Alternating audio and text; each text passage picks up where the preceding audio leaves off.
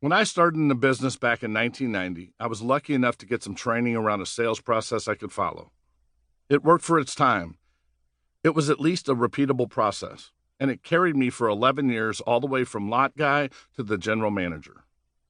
After I graduated from NADA Academy back in 2000, I started training people on the industry standard process.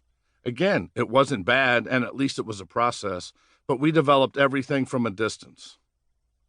I was teaching in theory from hotels, not actually testing them in the field.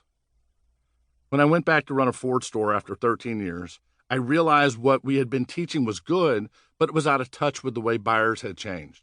For example, we taught that speed kills on the lot, when in reality, the biggest complaint anyone had was about how long it took to buy a car. Our entire process was out of order and took way too long. I had been teaching tens of thousands of people how to do things that, in my eyes, were now wrong or, at the very least, not the most efficient and customer-friendly. Once I got back on the lot and could see what was and wasn't working, I started to tackle some of our biggest hang-ups from the combined perspective of a trainer, manager, and salesperson.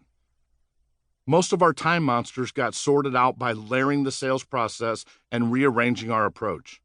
As we changed the way we did the walk-around and how we did our presentation, the first half of the sales quadrant started to take shape. But then there was still a big block of time that would get eaten up at the end, when it was time to actually wrap up the sale. We'd bring them inside after doing a silent walk-around, set them down, fill out an appraisal slip, get the manager to finish the appraisal, and complete the paperwork, all before starting the negotiation. 2 hours of back and forth after the presentation ended, we might or might not have a deal. Moving the trade walk and appraisal to the beginning helped speed up the velocity of the deal, and so did cutting down the presentation demonstration time, while utilizing technology throughout the process. But we were still grinding out the deal to the end, and it was killing the whole process. The solution came to me when I was holding in-house training at a dealership. I was coaching the managers while they were working deals, and the whole time I was there, practically every deal that came to the desk was blowing up.